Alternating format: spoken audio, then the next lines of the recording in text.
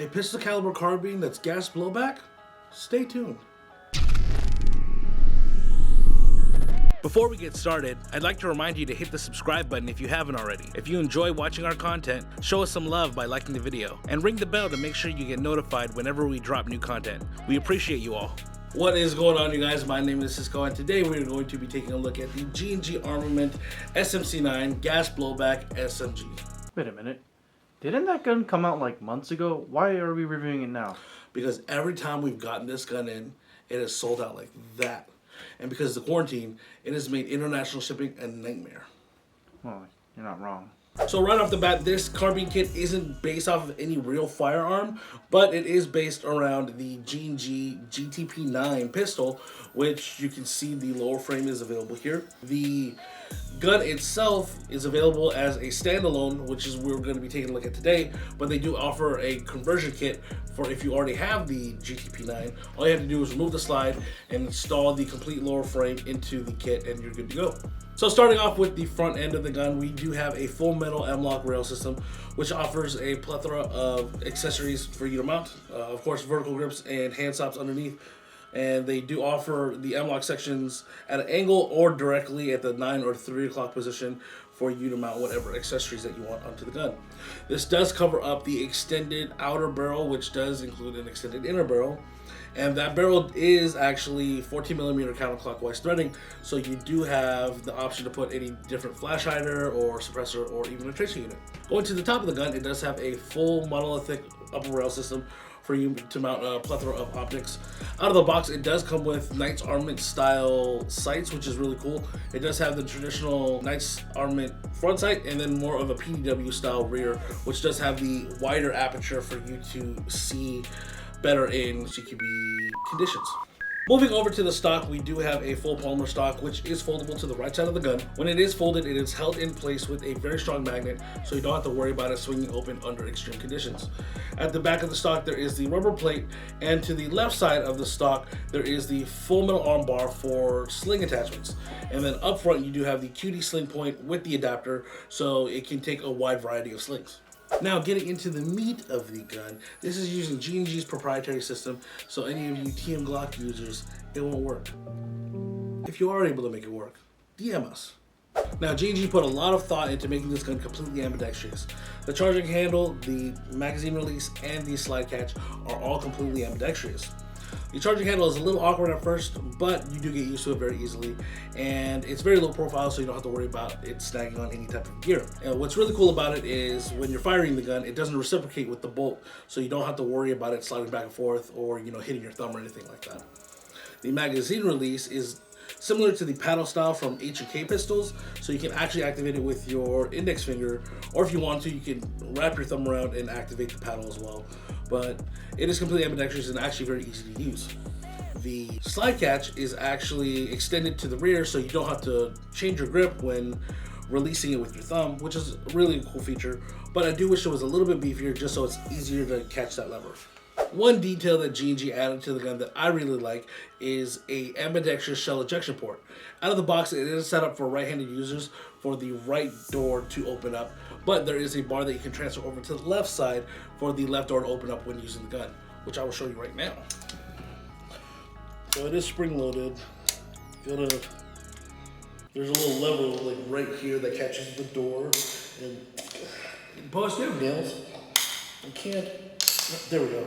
There it is right there. And for the right hand side, there, that one is much easier to open. G&G. What the heck? Now, even though the gun doesn't actually eject shells, this is actually a really cool feature.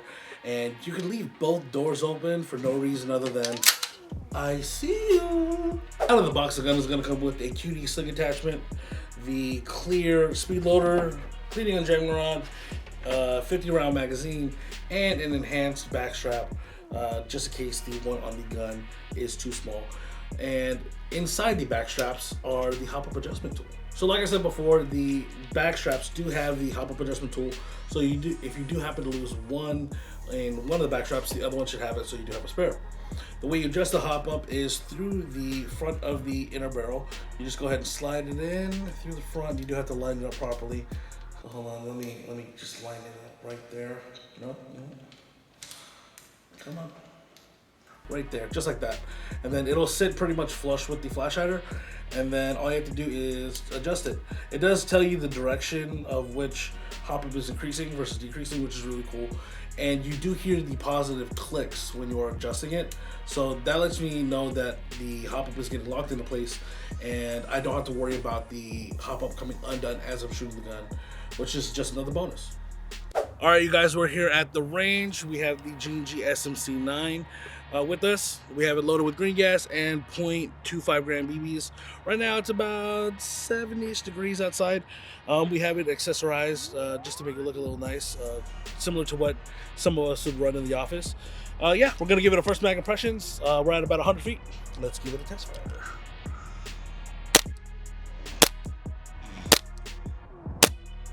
So I will say, first off, the trigger is very light, but it's crisp. When the trigger is actually braking, it feels very, how do I say it? Just like you can tell it's a clear brake. It's very nice, but it is kind of soft. I wish it was a little bit heavier on the spring, just so I could feel the resistance a little bit more for when I get to the wall. Because right now, like, it feels like it's not activated, but then right there when the wall is, oh dang, double feed. Let's see here. Right there where the wall is. Yeah, it's just a clean brake overall. Not sure what happened with that double feed right there, but so far so nice. It's getting out there. I'm not sure what type of bore they are running internally. I did notice that it was a brass bore, so it might be a 6.05 or 6.06. But at 100 feet, it's easily getting out there. The BBs are kind of spreading around. Maybe the hopper could be tuned a little bit. There is a tiny breeze, but not so much. Yeah, so I do think the hopper can be tuned a little bit more. Overall, it's very lightweight. It's centered right there in the pistol grip, so you can easily run this one-handed. I love the design of this. It's very sleek looking. If you wanted to store this into a backpack, keep it very slim. Overall, really nice. I can see people running this as a primary. We're at about 50-ish feet. No problem hitting the target there. Let's see this in full auto action. I will say that the rate of fire on this is very nice. It is a little bit cooler compared to when we were doing the efficiency test in the rain or at the table. So the magazine is a little bit cooler than it was at the time, but still very responsive. Sounds like it's running out of gas now. Yep, completely out of gas. So I was able to get majority of the BBs out. I didn't completely fill the magazine though, so I know that I would have been able to get through that full magazine. Overall, very nice, compact weapon. I'm very happy with it. It's really cool. All right, you guys, this gun is going to be powered on green gas. G&G, please make CO2 magazines. I like my guns to shoot nice and snappy. We're going to do a gas efficiency test right now. See how many BBs we can get on one fill of green gas. This is the 50 rounder, like I said before. The gun can take the 23 round GTP-9 magazines, but that screams more reloading for me, and 50 rounds is so much more fun. Let's get into it.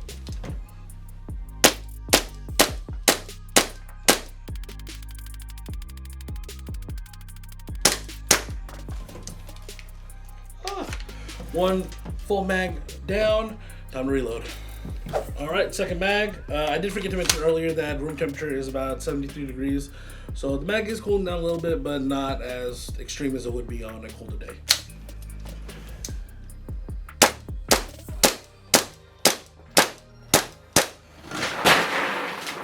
Bruh. That was unexpected. Same magazine, I think that was about 8 shots.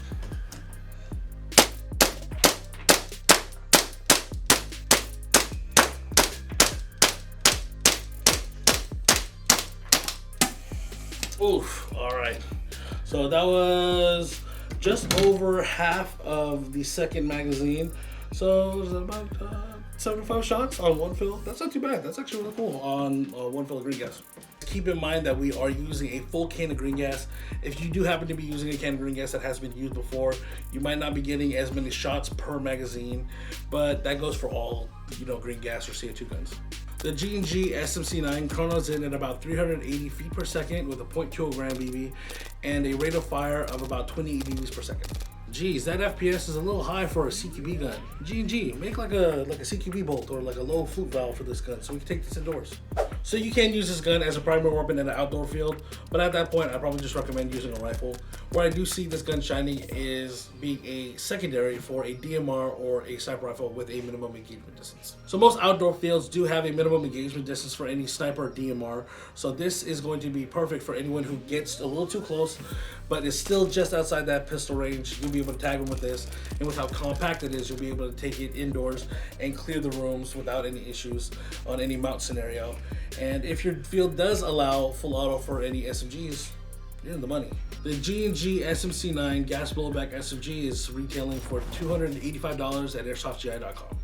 So at $285, I'm pretty sure you're thinking that you can find an AEG that'll perform much better. And you're probably right. But the fun factor that you get out of the SMC-9 is way up there. If you're tired of an M4, you pull this puppy out and run it all day, you'll be very happy. You can actually use this as a sidearm with your M4 as well. So something a little bit different, a little unique that'll turn heads and perform very well. And overall, it's just a really fun blaster.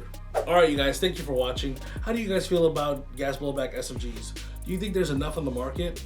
If G&G were to release another gas blowback SMG, I think it would be really cool if they released one for the ARP9. Let me know in the comments below. If you haven't liked the video, go ahead and give us a thumbs up and subscribe for more content. We upload every Mondays and Fridays, so stay tuned for that. And we'll see you guys next time. Peace. Bottle of BBs, $15.